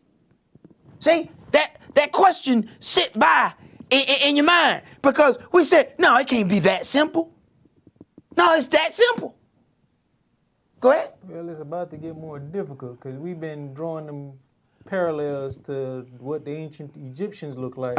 And boy, they're about to change that. 'Cause I saw one where they got they've been working on the that little one. statue kind of pale. Then they got the sister who look exactly like the statue. Then they got the Caucasian who look like the statue, and they put an X through. Yeah, I seen it. This is not what they No, look this like. ain't this is not it. See it's burned a lot of people, and those they have already proven that they went to the paintings and start putting chemicals on them, and so that they can lighten up the skin. Boy, the paintings on those pyramids and all those things, boy, they getting more and more light. Every time you turn around, people might have visited 10 years ago and be like, for that woman to be dead on that wall, she sure got lighter since the last time I've been here. I don't know how you get that. How you get light? Right. That Michael Jackson whitening. Every time a new album came out, Michael got lighter, and and there was a lot of us that was in denial. We didn't want to say, damn, Michael changed a little bit. I got vitiligo. Mike, that's pretty even. Vitiligo go in patches. You know what I'm saying? You white everywhere. Next album, it take about 4 years before he put out another album. He tour, another album come back. Damn, it's a whole nother Michael. This one even lighter than the lighter one when the lighter one was lighter than the other one. You're like, what the world? Hey, this is what a heavy dose of brainwashing do to you. A heavy dose of brainwashing does that. So, yes, to fix that, they have to do these things. Matter of fact, they got mad at Michael Jackson because he did that video, Remember the Times, and he had all them black people as Egyptians. Oh, he made him a lot of enemies when he did that. And what happened, hey, he was also fighting against some things, but he knew to fight a certain way. See, he wasn't finna Kanye this thing. He wasn't finna go DEFCON on nobody, He had common sense. He was like, nah, that ain't how you gonna do this. Go ahead, bro. And Hezekiah said unto Esaias, what shall be the sign that Yahweh will heal me, and that I shall go up into the house of Yahweh the third day? And Esaias said, the sign shall you have of Yahweh, that Yahweh will do the thing that he has spoken. Shall the shadow go forward 10 degrees or go back 10 degrees? And Hezekiah answered, it is a light thing for the shadow to go down 10 degrees. No, but let the shadow return backward 10 degrees. And Esaias the prophet cried unto Yahweh, and he brought the shadow 10 degrees backward, by which it had gone down in the dial of Ahaz. At that time, Baladan, the son of Baladan, king of Babylon, sent letters and a present unto Hezekiah, for he had heard that Hezekiah had been sick. And Hezekiah hearkened unto them, and showed them all the house of his precious things, the silver and the gold, and the spices, and the precious ointment, and all the house of his armor, and all that was found in his treasures. There was nothing in his house, nor in all his dominion, that Hezekiah showed them not. Mm-hmm. Then came Esaias the prophet unto King Hezekiah, and said unto him, what said these men? And from whence came they unto you? Now, there's certain things that, okay, the way this situation has gone down, he has prayed to Yahweh. Yahweh then sends his prophet, right? Then, Yahweh, not only Yahweh sends the prophet, then Yahweh turns and sends the prophet back after he prays. Now, he know the prophet didn't hear it, he wasn't there. He turned around, he sent them back. So, then some things happen. Why does Hezekiah not consult the prophet before he makes some of those moves?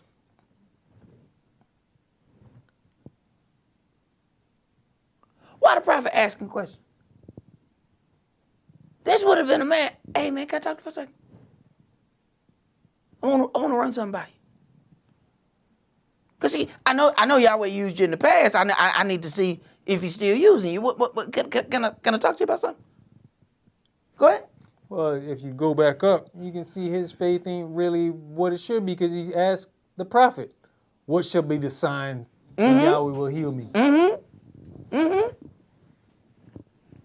But he don't ask what he supposed to be asking. But see, what it say?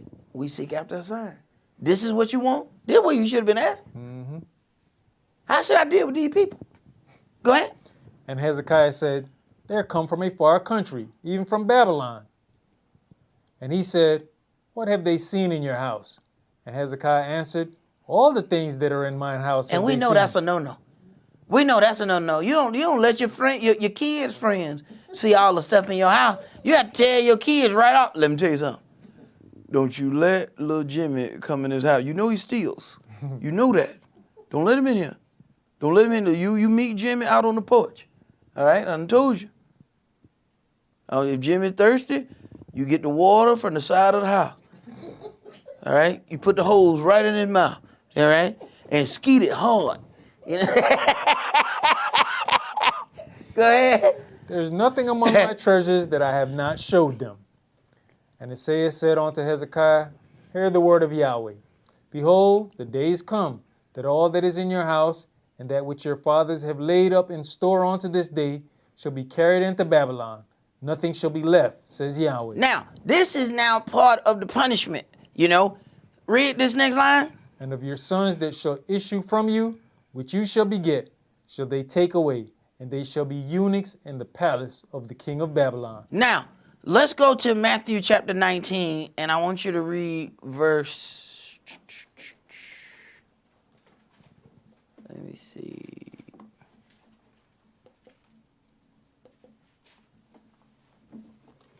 We're going to read verse 10 through 12.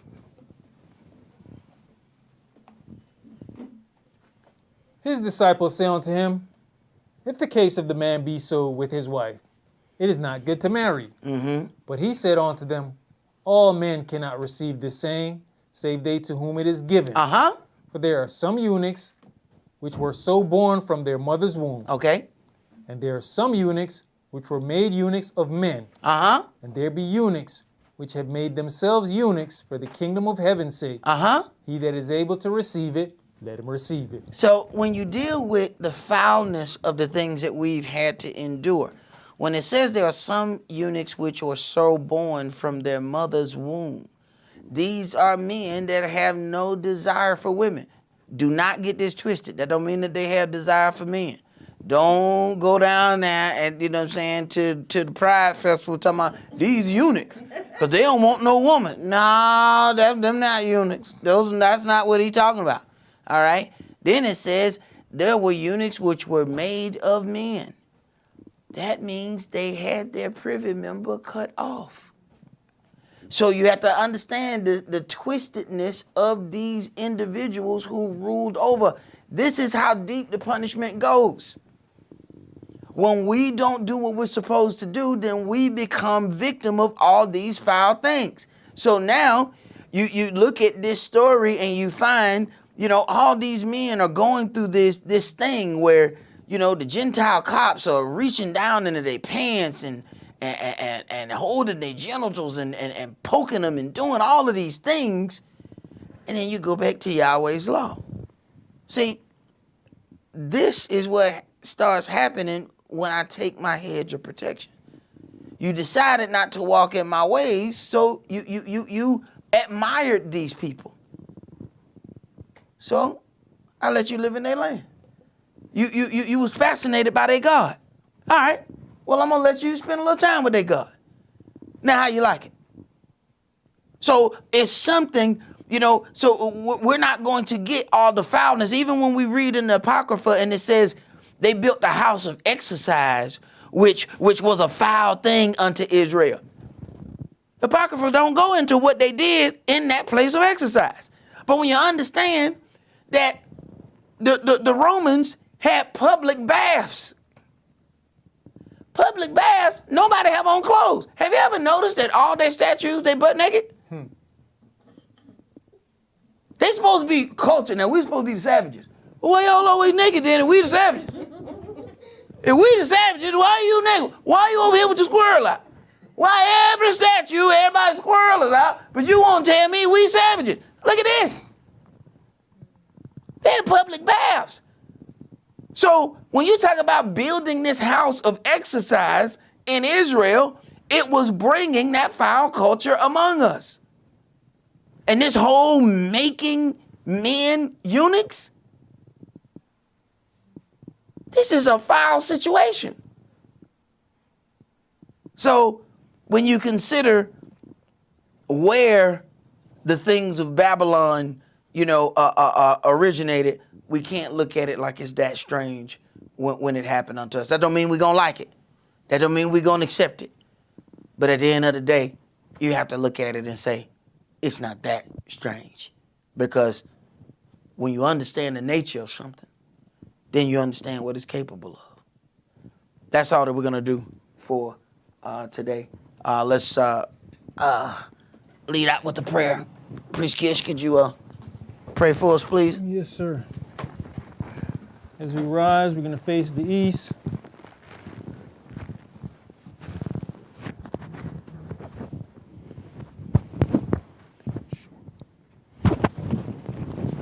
All brothers, remove your head covering. Sisters, always pray with your heads covered.